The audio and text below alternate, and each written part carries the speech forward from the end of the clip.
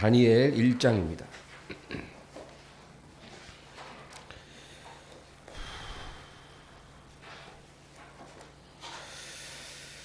다니엘 1장 3절에서 9절까지 3절에서 9절까지 합독하겠습니다.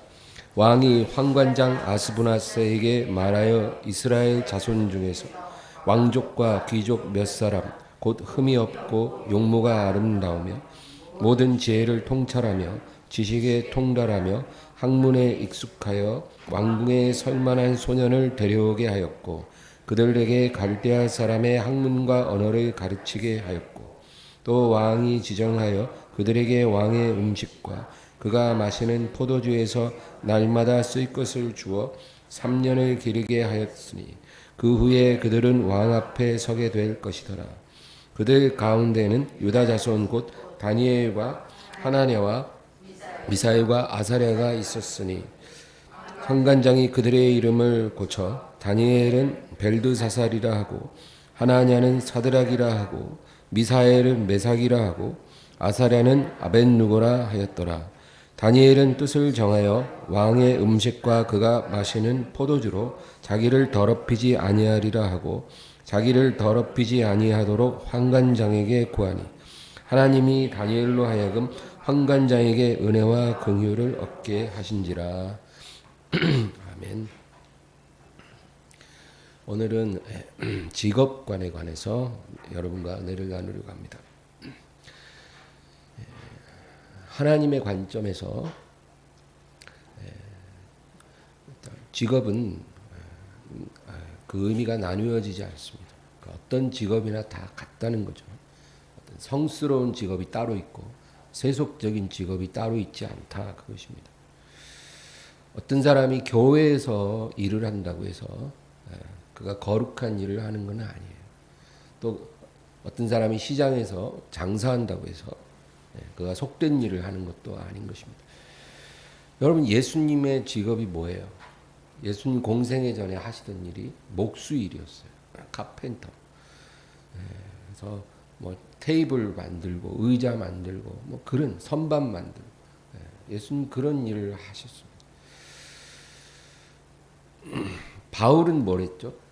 건축업을 했어요.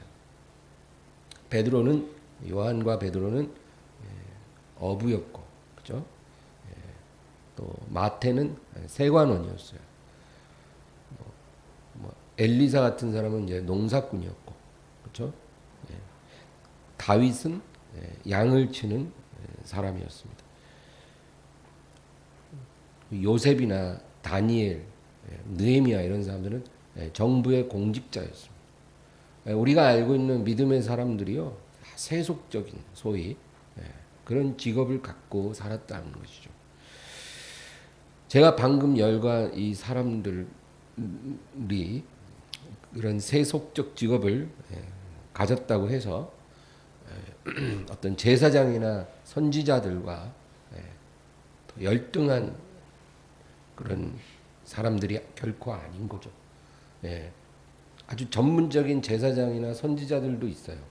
예를 들면 사무엘이라든지 에스라라든지 이런 사람들은 제사장이었고 또 이사야, 에스겔 이런 사람들은 제사장 가문에서 태어났으나 선지자로서 살았던 사람. 그러니까 어떤 세속적인 직업을 가진 사람들이나 선지자, 제사장들이나 그런 어떤 우열이 있지 않았다는 것. 성경은 세상의 직업을 갖고 살았다고 해서 그들이 믿음이 부족했다라고 말씀하지 않는다는 겁니다.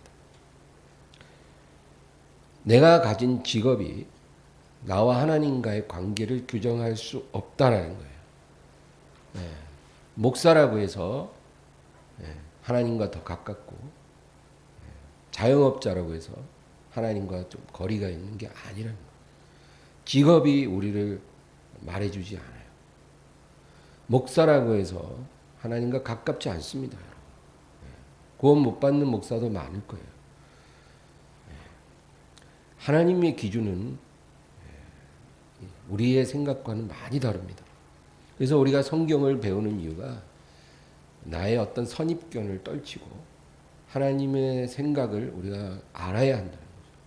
그래야 우리가 믿음에서 승리할 수가 있습니다. 우리가 가진 직업과 우리가 일하는 일터는 한마디로 말하면 소명의 언덕이에요. 소명의 언덕. 하나님이 나를 부르신 그 소명의 언덕입니다. 우리는 그곳에서 살아야 해요. 그게 하나님의 뜻입니다. 우리가 생계를 위해서 그곳에 있는 게 아니라 하나님의 뜻을 이루기 위해서 그곳에 있는 거예요. 하나님 자녀들은 어떤 특별하게 구별된 직업을 가질 필요가 없어요. 세상 사람들이 갖고 있는 그 모든 직업을 우리도 갖고 살아야 합니다. 직업은 같으나 그 의미가 달라요. 세상 사람들은 생계를 위해서 혹은 자신의 행복을 위해서 자신의 어떤 꿈을 이루기 위해서 그 자리에 있다면 우리들은 그것이 목적이 아니고 하나님의 선한 뜻을 이루기 위해 그 자리에 있다라는 거죠. 예, 그런 목적이 달라야 우리가 하나님의 사람이라고 말할 수가 있는 겁니다. 우리가 그곳에서 일을 하고 버는 돈은 우리가 노동한 대가로 받는 것이지 그 자체가 목적이 아니에요. 우리가 일을 했기 때문에 그 노동의 대가를 받는 거예요. 그 돈을 벌기 위해 그 자리에 가는 게 아니라는 겁니다. 열두 사도들은 일을 하던 중에 주님의 부르심을 받고 전임 사역자가 됐어요. 근데 여러분 그런 사람들은 소수예요. 세속적인 직업을 갖고 있다가 하나님의 부름을 받아 그 직업을 버리고 어떤 전적인 사역으로 쓰임받는 사람들도 있어요. 그러나 그것은 전체의 아주 소수입니다. 대부분은 그렇지 않았다는 거예요. 예수님을 따르던 그 제자들 중에 대부분은 다 자기 직업을 그대로 유지하며 주님을 따랐어요. 바울 사도를 도왔던 사람들도 직업을 버리고 바울을 도운 게 아니라 직업을 가진 채 바울을 도왔다는 거죠. 브리스길라와 아굴라 부부는 건축업을 했어요. 그래서 바울과 직업이 같았어요. 그래서 이 부부가 바울 옆에서 바울을 도우면서 바울과 함께 그 일을 했다는 거예요. 왜냐하면 바울은 자기가 전도한 사람들에게 짐을 지우고 싶지 않아서 자비량으로 사역을 했거든요. 그리고 그것이 하늘의 상일 것이다. 그렇게 확신했어요.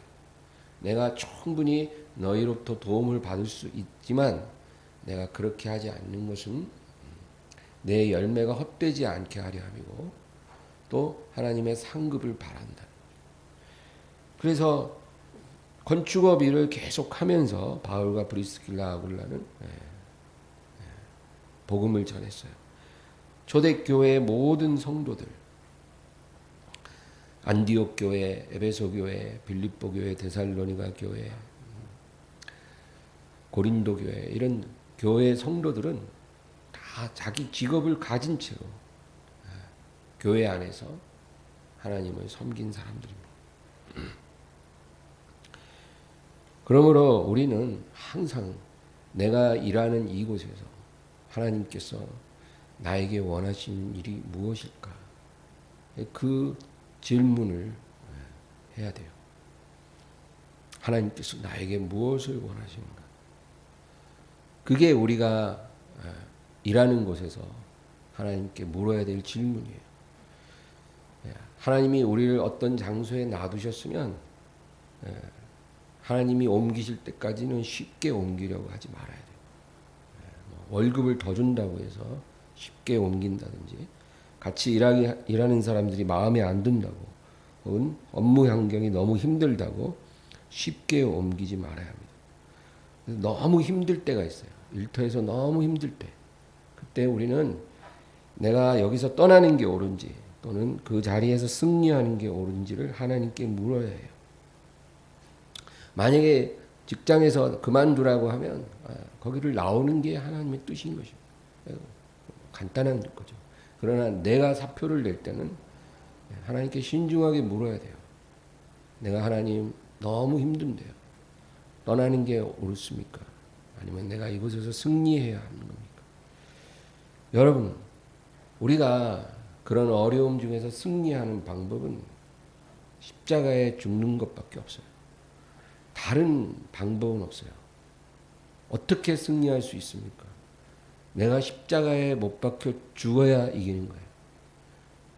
하나님이 우리에게 주시는 승리의 노하우는 그거 한 가지밖에 없어요. 내가 죽는 게 승리하는 길입니다. 우리가 십자가에 못 박혀야 하나님이 움직이셔요. 하나님이요, 그런 상황을 주실 때 그렇게 하신 하나님의 목적이 있는 거예요.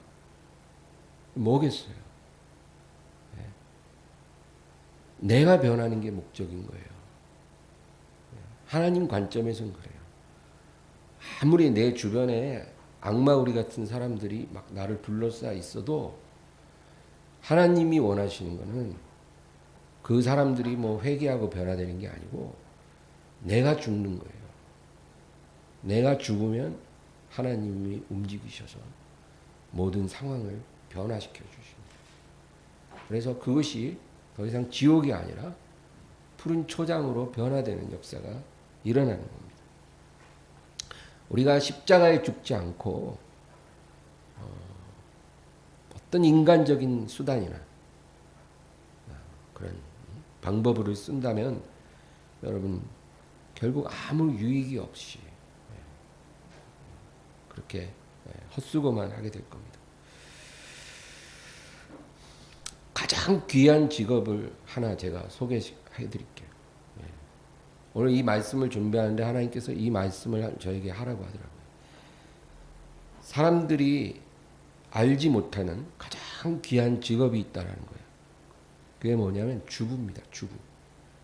오늘날 이 주부의 역할이 너무나 과소평가되고 있어요. 여러분, 주부가 뭐예요? 집에 있는 사람이에요. 그러면 사람들은 아무 일도 하지 않을 거라고 생각을 하죠.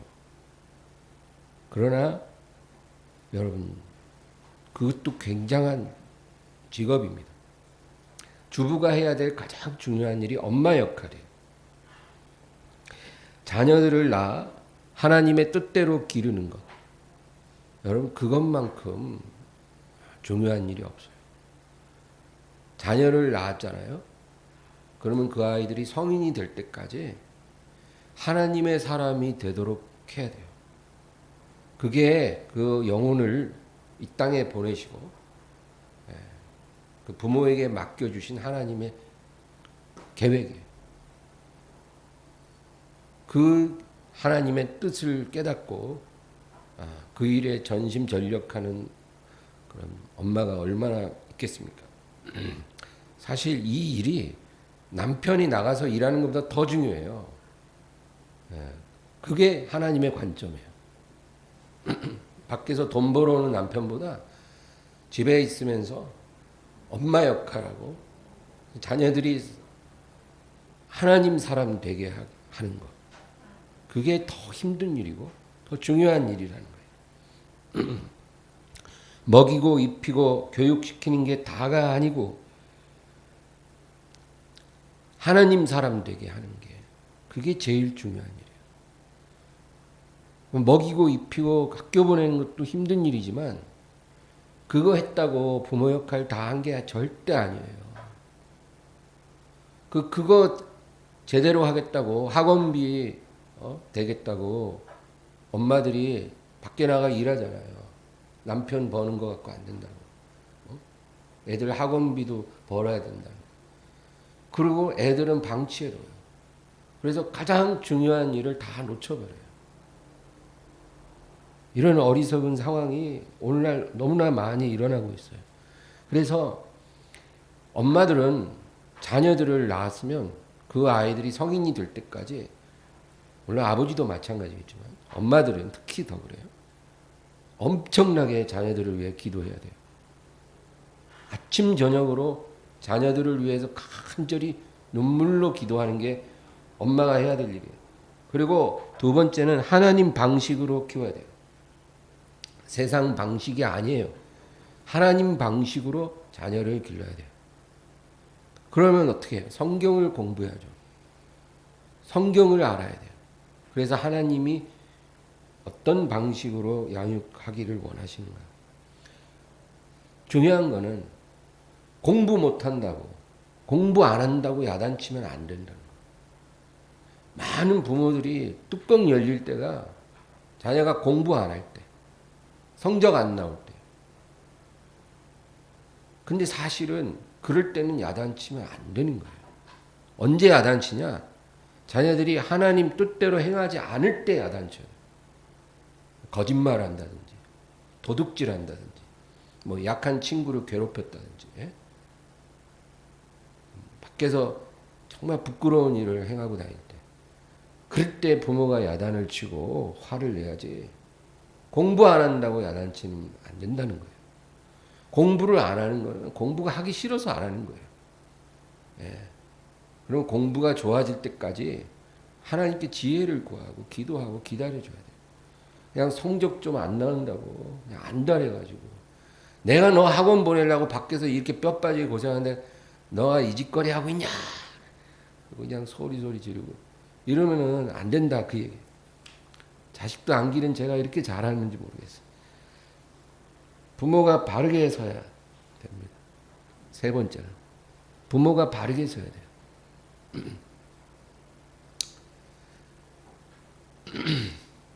제가 이 얘기하니까 갑자기 생각났는데 제가 중학교 때 뭐 애들 다 그렇지만 잠이 많잖아요. 애들은 잠 한 번 자면 일어날 줄 모르잖아요. 제가 이렇게 자고 있으면 우리 어머니가 방에 들어와서 그때는 침대가 아니라 제 방바닥에 요를 깔고 자고 그랬어요. 제 베개를 발로 빵 차요. 그러면 쿵 하고 머리가 이렇게 내가 눈도 안 뜨고 뭐 이러면 어머니가 일어나! 그리고 이불을 확 뺏어가요. 그러면 새우처럼 오므려 몸부림을 치면 일어나! 그러고 이제 투덜투덜 되면서 일어나고 그랬었어요. 예. 갑자기 그 생각이 나네. 우리 어머니가 잘못했다는 게 아니라 그랬다 이거예요. 여러분 세 번째로 부모가 해야 할 일은 부모가 바르게 서야 해요.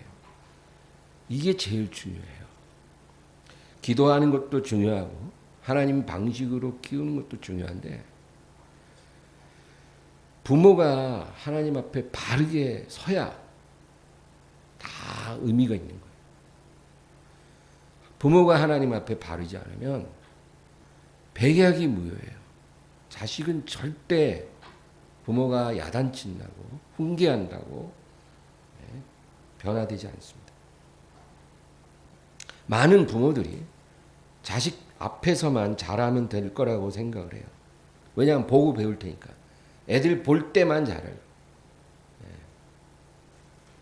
그러나 여러분 보고 배우는 것보다 영적인 파장이 더 중요한 거예요. 이건 아무도 이해하지 못하는 진리예요. 보고 배워서 자녀가 변하는 게 아니고 영적 파장을 받아서 변하는 거예요. 그러니까 자식은 부모가 어떻게 사는지 몰라도요. 부모로부터 나오는 영적인 파장으로 자식은 따라간다는 거예요. 부모의 경건한 모습을 보고 배우는 게 아니고 부모의 영성을 흡수하는 거예요.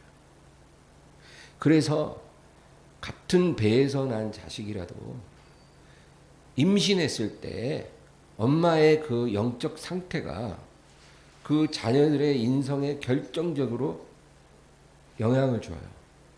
그래서 첫째를 가졌을 때는 엄마가 신앙이 없었어. 둘째 아이 가졌을 때 이제 은혜를 엄청 받고 이제 교회 나가고 그럴 때는 거예요. 그렇게 되면 같은 엄마에게서 태어난 자식도 다르더라는 거예요. 여러분 태 속에 있는 아이가 뭘 보고 듣겠어요? 보고 들어서 자식이 변하는 게 아니에요. 부모의 영적 상태에 그 파장을 물려받는 거예요. 그러니까 부모의 영적 상태가 자녀를 만드는 겁니다. 다윗을 예를 들어보면 여러분 다윗이 밧세바로 인해서 죄를 범했어요. 근데 사실 다윗이 그렇게 불륜 관계를 갖고 하나님 앞에 큰 죄를 범했죠. 그는 불륜으로만 끝난 게 아니라 그 남편을 교사했어요. 제3자의 손을 빌어서 그 남편을 살해한 거예요. 그 엄청난 죄인이죠. 근데 그 내막을 아는 사람은 나단 선지자밖에 없어요.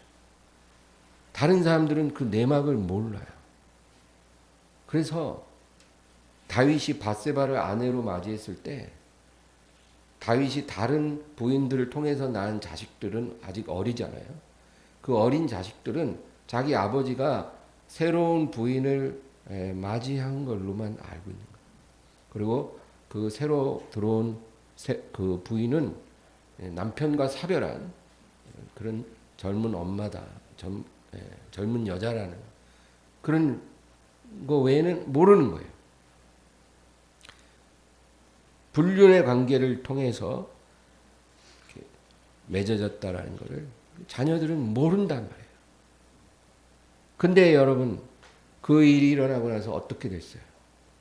세월이 흘렀어요. 어린 자녀들이 다 성장했어요.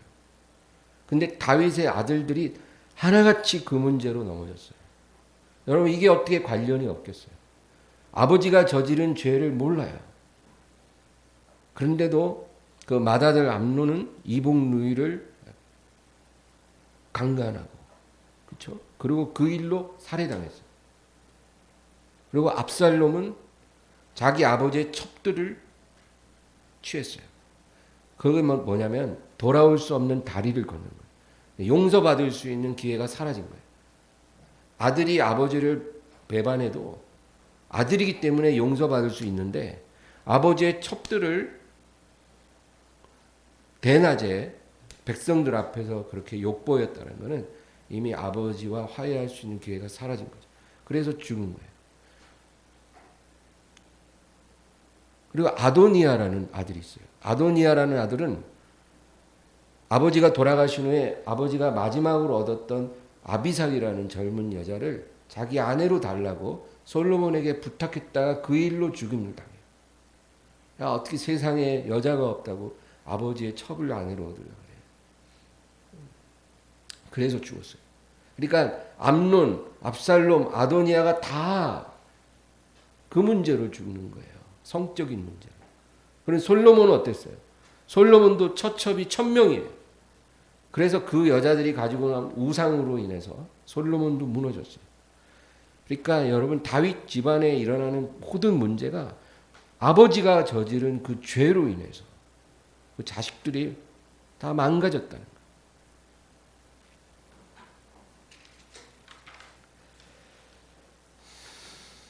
부모가 바르게 서지 않으면 자식들에게 아무리 공을 들여도 소용이 없습니다. 다 잘못 갑니다. 왠지 아세요? 자식은 하나님이 그 부모를 비추는 거울이기 때문에 부모를 자식을 통해서 비춰주는 거예요. 그렇기 때문에 부모가 바르지 않으면 자식은 반드시 잘못될 수밖에 없어요. 그게 하나님의 만고불변의 법칙이에요. 하나님께서 우리 자녀들을 보여주면서 말씀하는 거예요. 네가 내 마음을 아프게 했기 때문에 나도 네 자식을 통해 너의 마음을 아프게 하려 하노라. 그게 하나님의 방식이에요. 그런데 어떻게 자녀들이 잘 될 수가 있겠어요? 우리 욥기 한번 보겠습니다. 27장.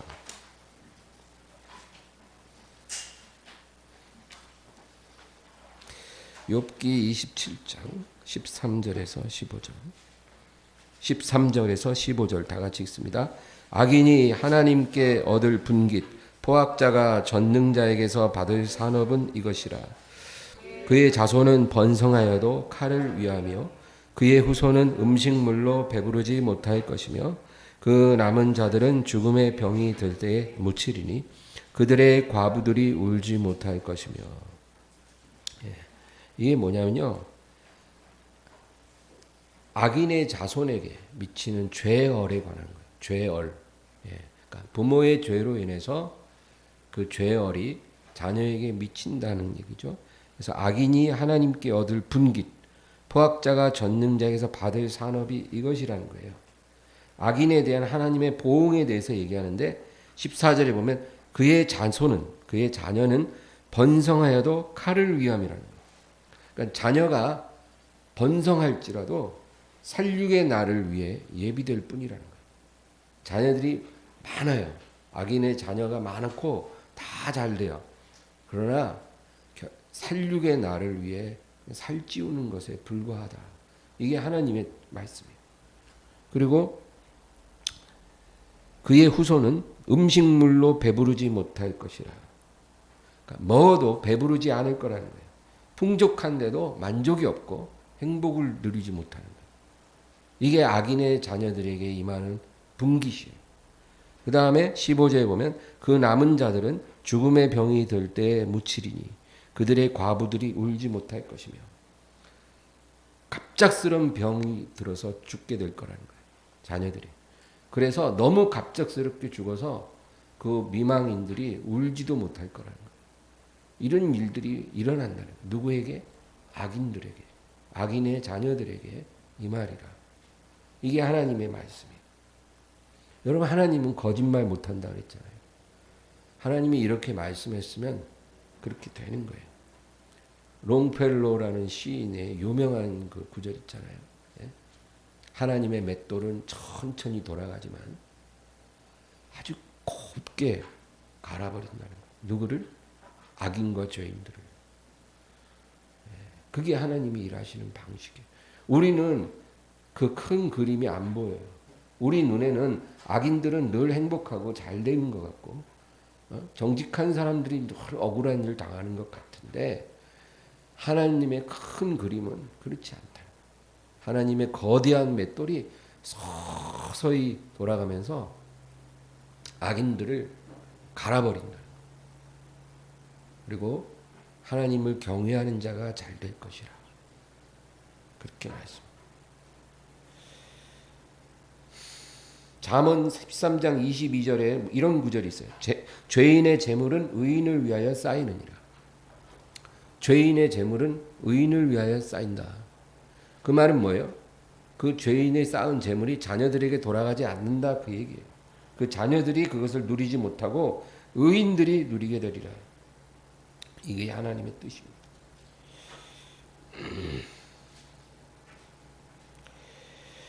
그래서 많은 부모들, 대부분의 부모들은 부모들이 하나님 앞에 바르게 서는 것이, 그것이야말로 자녀들에게 물려줄 수 있는 최고의 유산이고 유업이라는 것. 그것이 가장 좋은 양육 방식이라는 것. 그것을 모르고 있다는 거죠. 자기들은 하나님 앞에 적당히 살면서 교회 학교에 보내서 자녀들을 잘 키워주기를 기대합니다. 그러나 여러분, 부모가 변하지 않으면 자녀들 교회 학교 어릴 때 백날 보내도 소용없어요. 그 자녀들이요, 그냥 그때뿐이에요. 사춘기 때 다 떨어져 나가요. 그리고 20대 초반에는 다 교회를 떠납니다. 교회 학교 아무리 다녀도 소용없어요. 그게 왜 그런지 아세요? 부모가 바르지 않으니까 그렇게 되는 거예요.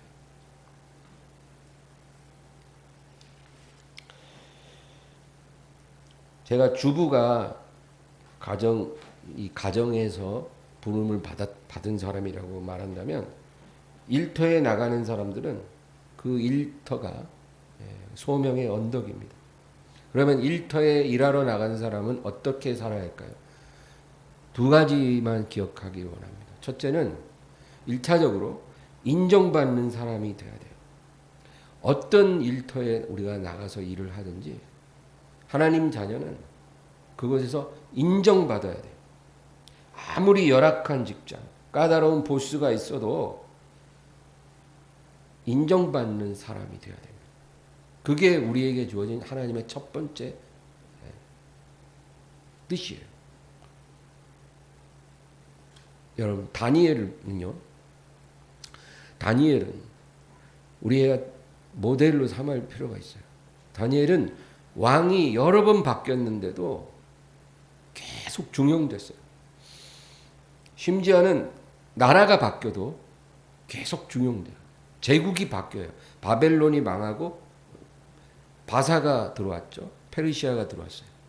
그럼 제국이 바뀌면 그 전에 정부에서 일하던 사람들은 숙청 대상이에요.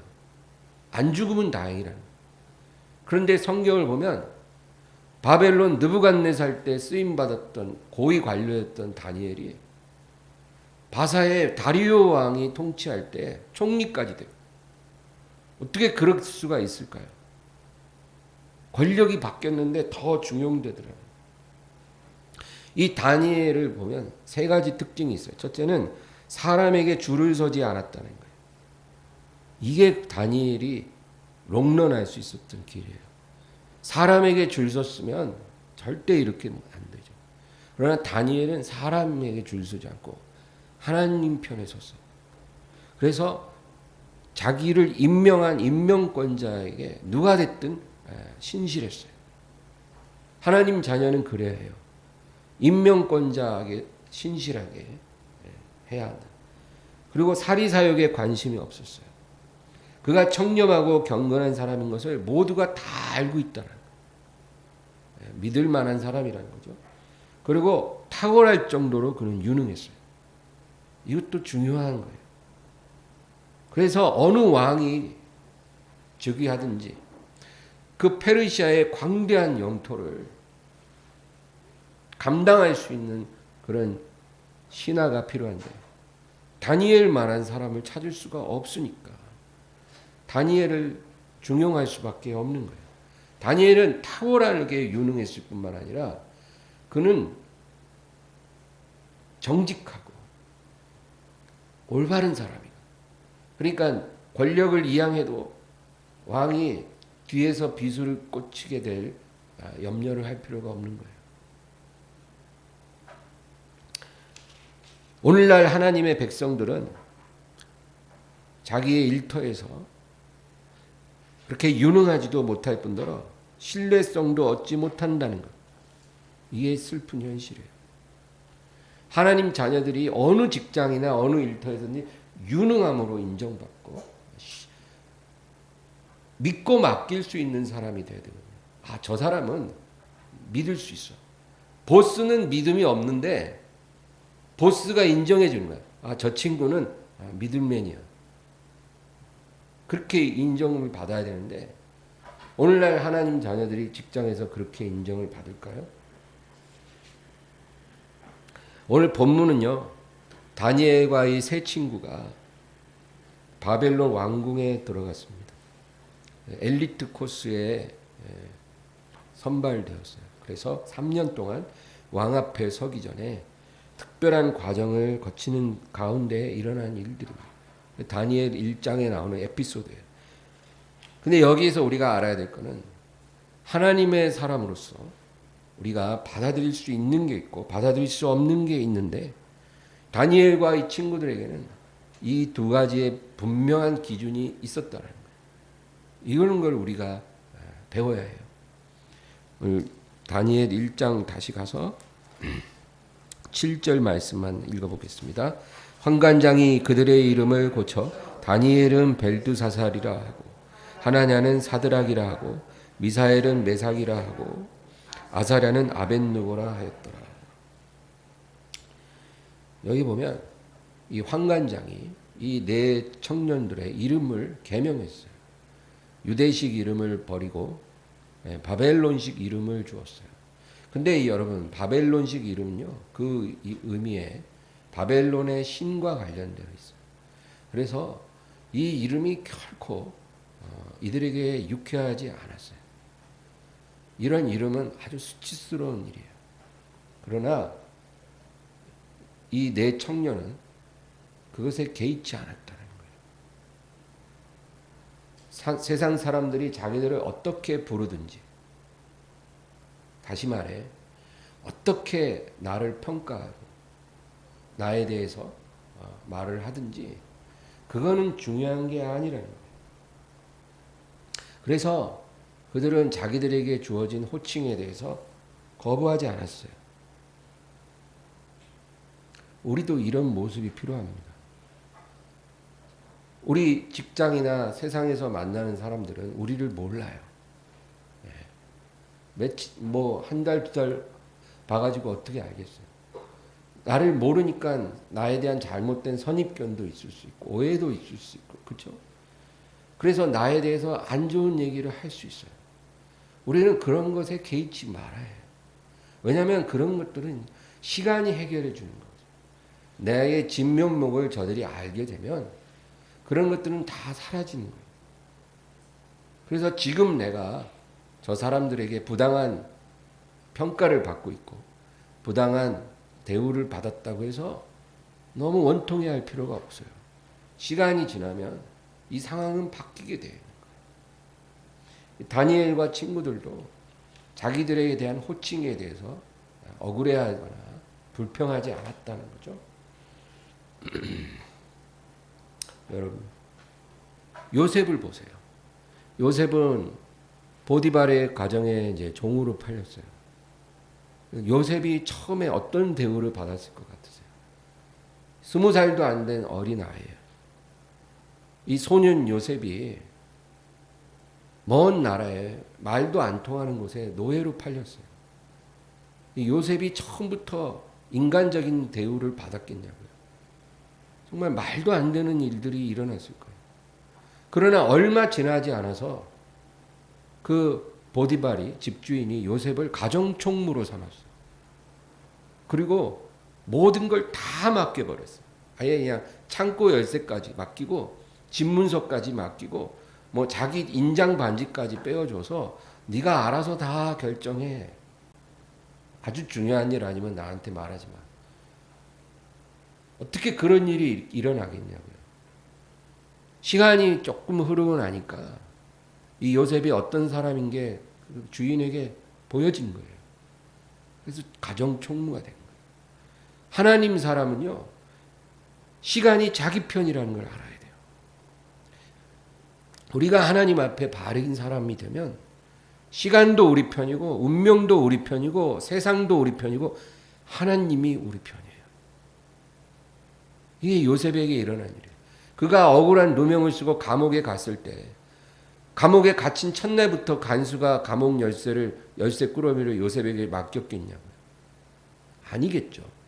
그러나 며칠 못 가니까 요셉이 어떤 사람이고 그가 어떤 상황에서 여기 들어오게 됐는지를 알게 된 거예요. 그러니까 간수가 이 죄수인 요셉에게 감옥 열쇠를 맡기는 일이 일어난 거예요. 그래서 죄수가 죄수들을 돌보게 됐어요. 높은 관료 두 사람이 죄를 범해서 갇혔는데 아침에 문안 인사 들어가서 그들의 말을 들어주고 상담해주는 일을 죄수인 요셉이 해주는 거예요. 여러분, 시간은 항상 하나님의 사람의 편에서 일을 합니다. 그러므로 하나님이 높여주실 때까지 낮아짐을 견딜 수 있어야 돼요. 내가 아무리 억울하고 부당한 대우를 받았다 해도 분노하면 안 되고 인내해야 돼요. 시간이 흘러서 저들이 나의 진면목을 깨달을 때까지 참을 수 있어야 돼요. 그래서 그 모든 상황이 바뀌는 것을 보고 내 안에 계신 하나님을 저들이 볼 수 있게 해야 돼요.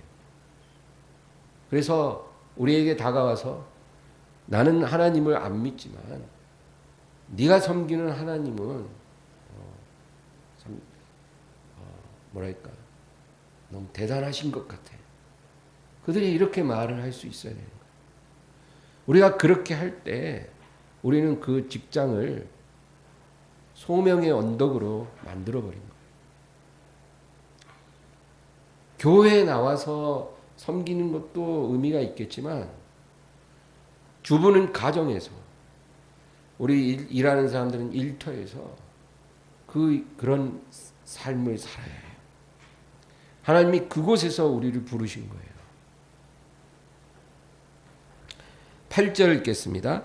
다니엘은 뜻을 정하여 왕의 음식과 그가 마시는 포도주로 자기를 더럽히지 아니하리라 하고 자기를 더럽히지 아니하도록 환관자에게 구하니. 지금 굉장히 대담한 행동을 합니다. 뭐냐면 뜻을 정하여 이 부정한 음식으로 자기를 더럽히지 않겠다. 이 당시는 이제 구약 시대잖아요. 유대인들은 부정한 음식을 먹으면 안 돼요. 그래서 이 음식으로 나를 더럽히지 아니하리라. 그렇게 뜻을 정하여 환관자에게 부탁을 했다는 거예요. 여기서 뜻을 정했다. 그런데 뜻을 정했다는 건 두 가지 의미가 있어요. 첫째는 그 음식들을 먹지 않겠다는 거죠. 두 번째는 내가 최악의 상황을 각오했다. 그 얘기예요. 여러분, 하나님은 우리가 뜻을 정하기를 기다리고 계세요. 우리가 어떻게 뜻을 정하느냐를 하나님께서 보시는 거예요. 지금 다니엘과 이 친구들은요, 자기 일생에 다가온 최고의 기회를 순식간에 놓쳐버릴 수 있다라는 것을 알고 있었어요. 지금 포로로 끌려온 신분으로 지금 왕궁에서 일할 수 있는 기회를 잡은 거잖아요. 아마 그 소년들이 한 30명 정도 됐을 거라고 생각을 해요. 그런데 그 3년의 수습 기간이에요. 정규직이 되지 않고 아직 이제 수습을 하고 있는 기간이 3년이에요. 그 3년 안에 사고 치거나 뭔가 잘못을 하면 그냥 나가야 되는 거예요. 근데 그 3년 수습 기간 중에 감히 책임 맡은 환관장에게 가가지고 뜻을 정하여 우리는 이 음식을 먹고 싶지 않습니다. 그렇게 말을 한다는 거는요, 정말 어려운 일이에요. 만약에 오늘날로 따지면 이런 거예요. 어떤 사람이 세계 최고의 회사에 500대 1의 경쟁을 뚫고 입사했어요. 예를 들면 뭐 구글이라든지 애플이라든지 이런 세계 최고의 회사에 들어가는 게 얼마나 힘들겠어요. 신입사원 초봉이 1억이 넘는다니까. 그런 회사에 500대 1의 경쟁률을 뚫고 들어갔어요. 그래서 이제 6개월 동안 수습기간이라는 거예요. 그 6개월은 아직 채용이 안 된 상태입니다. 그때는 언행을 아주 조심해야 돼요. 윗사람에게 아주 잘 보여야 해요. 근데 그 사람이 그 수습기간 중에 인사 담당자에게 가가지고 신우회를 조직할 수 있게 해주십시오. 이렇게 말하면 여러분 그 수습기간 마치고 그냥 잘릴 수 있는 거예요. 그렇잖아요. 굉장히 위험한 요구 아니겠어요? 누가 그렇게 대담하게 하겠어요? 그런데 이 다니엘이 뜻을 정하여 그렇게 했다는 거예요. 우리가 하나님의 뜻을 순종하려고 할 때 희생은 따릅니다. 희생을 각오하지 않고 순종하는 법은 없어요. 불가능합니다. 어떤 학생이 교회를 다니기 시작했어요. 근데 그 아버지가 워낙 안티 크리스찬이에요. 그래서 이 아들에게 말합니다. 너 아버지 허락 없이 교회 가면 너 호적해서 팔 줄 알아. 넌 다시는 집에 못 들어올 줄 알아. 이렇게 아들에게 엄포를 놨어요. 근데 이 아들이 하나님과 약속을 했거든.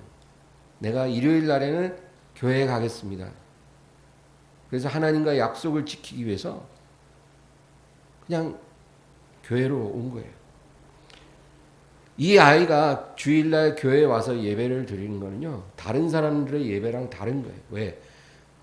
오늘 예배 드리고 집에 가면 맞아 죽을 각오하고 온 거예요. 여러분 이게 바로 우리가 하나님의 뜻을 행하기 위해서 치러야 될 대가예요. 하나님께서 그 아이를 축복했겠죠. 이게 바로 회개의 증거예요. 회개의 증거. 믿음의 증거. 이걸 보시고 하나님은 우리에게 성령의 은사를 부어주신 것입니다. 9절 읽겠습니다. 하나님이 다니엘로 하여금 환관자에게 은혜와 긍휼을 얻게 하신지라. 너무나 감사하게도 사람 마음은 그릇에 담긴 물처럼 하나님이 임의로 인도하신다고 잠언서에도 나와 있어요. 사람의 마음이 여호와의 손에 있음이 그릇에 담긴 물과 같으니라. 그러니까 하나님이 환관장 마음을 만진 거예요. 아주 강한 마음이 아니라 부드러운 마음, 유연한 마음을 주셔서 뭐라 그러냐면 이제 10절을 다 같이 읽습니다. 환관장이 다니엘에게 이르되 내가 내 주 왕을 두려워하노라. 그가 너희 먹을 것과 너희 마실 것을 지정하셨거늘 너희 얼굴이 초췌하여 같은 또래의 소년들만 못한 것을 그가 보게 할 것이 무엇이냐. 그렇게 되면 너희 때문에 내 머리가 왕 앞에서 위태롭게 되리라 하니라. 그래서 결국 여러분 12절에서 16절에 다니엘이 아주 지혜로운 제안을 하죠. 그래서 열흘 동안 물과 채식만 주어서 우리를 시험해 보고 우리의 외모가 다른 소년들보다 더 아름다우면 우리가 원하는 대로 해주시기를 부탁합니다. 그러니까 이 환관제 그래? 그럼 열흘 동안 시간이 있으니까 내가 너희를 시험해 보리라. 그렇게 돼서 결국은 이 부정한 음식을 먹지도 않고도 하나님이 주신 축복을 잃어버리지 않는 그런 아주 해피엔딩이 됐다는 거예요.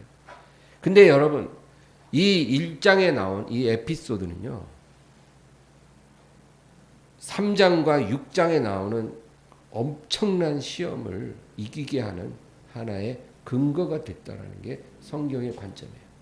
그러니까 이 1장의 이 에피소드는요 3장에 보면 느부갓네살이 거대한 신상을 세우고 그 신상 앞에 절하지 않으면 누구든지 풀무불에 던지리라.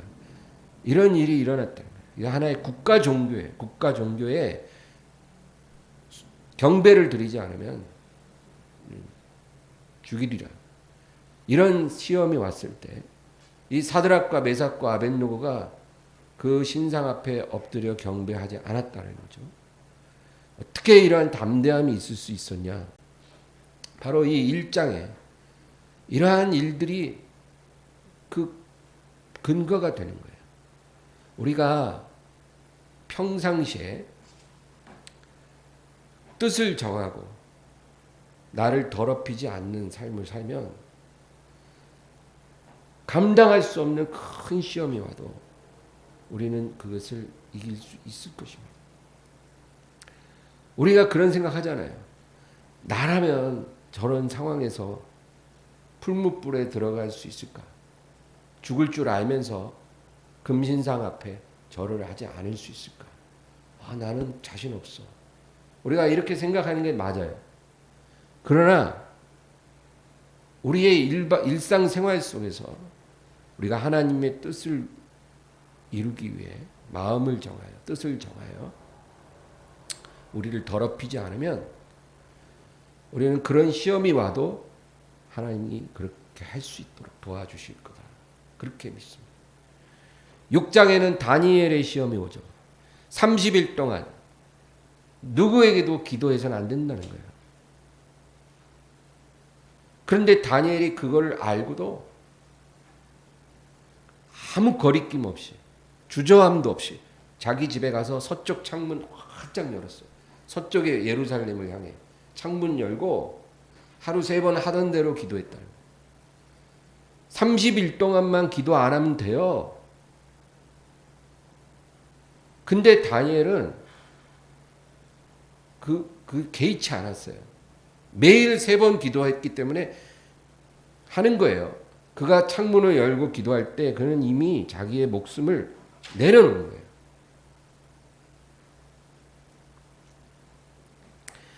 하나님께서 우리에게 이런 믿음을 원하시거든요. 얼마 전에 코로나 팬데믹 때 이런 비슷한 일들이 있었잖아요. 당분간 예배 안 드리면 안 되냐는 거예요, 세상에서. 세상이 이렇게 난리인데 잠깐 예배 좀 안 하면 안 되겠니? 너희 개독교가 이 미친 놈들아 하면서 막 믿는 사람들을 욕하고 그랬잖아요. 저는 안 된다고 생각해요. 잠깐도 안 되겠니? 안 돼요. 각자가 결정하고 행동하겠지만 그래서 저는 교회는 문을 열어놨어야 한다고 생각해요. 오고 싶은 사람은 오고 무서워 집에 있겠다는 있고 그건 각자가 정할 일이지만 교회가 문을 닫아서는 안 됐다고 생각해요. 어찌됐든. 그래서 오늘 정리를 한다면 우리는 1차적으로 인정받는 사람이 되어야 돼요. 업무적으로도 유능하고 인격적으로 정직하고 인간관계적으로 사람들에게 신뢰를 받는 그런 사람이 되어야 돼요. 믿지 않는 상사라도 믿고 쓸 수 있는 사람이 되어야 된다는 거예요. 두 번째로는 하나님의 영광을 드러내기 위해 우리가 뜻을 정의할 때 물러서지 말아야 한다는 거죠. 다니엘의 세 친구처럼 하나님께서는 우리의 충성심을 테스트하신다는 겁니다.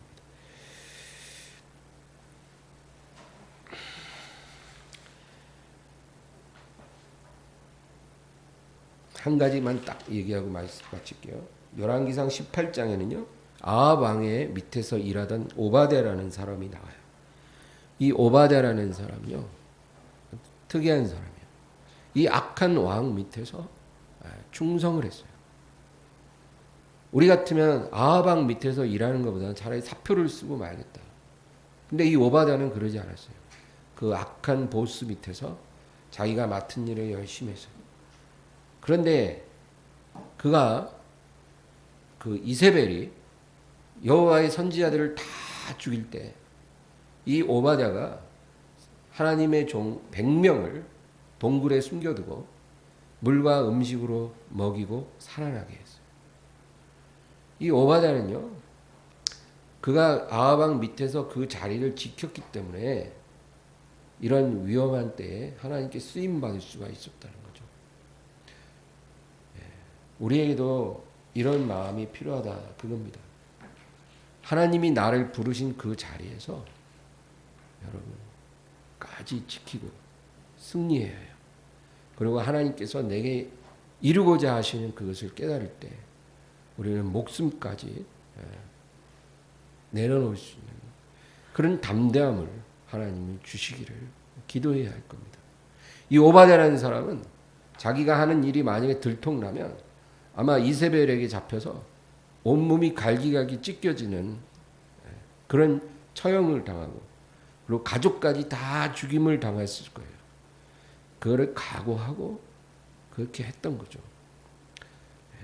성경이 우리에게 늘 말하는 것은 바로 우리가 이 세상에서 분리돼서 살아야 한다는 게 아니라 세상에서 빛을 발하는 사람, 하나님의 종이 되기를 원하신다는 겁니다. 오늘 저와 여러분이 이런 믿음으로 살게 되기를 주의 이름으로 축원합니다. 하나님 아버지, 오늘 우리에게 다니엘과 친구들의 믿음을 주시고 그들의 지혜를 주시옵소서. 우리가 현재 있는 자리가 가정이든 아니면 일터든 주님 뜻을 정하여 하나님의 뜻을 이루는 그러한 종들이 다 되게 하여 주시옵소서. 하나님 아버지, 우리에게 모든 지혜와 믿음을 더하여 주시고 주님의 영광을 드러내며 살도록 인도해 주시옵소서. 예수님의 이름으로 기도합니다. 아멘.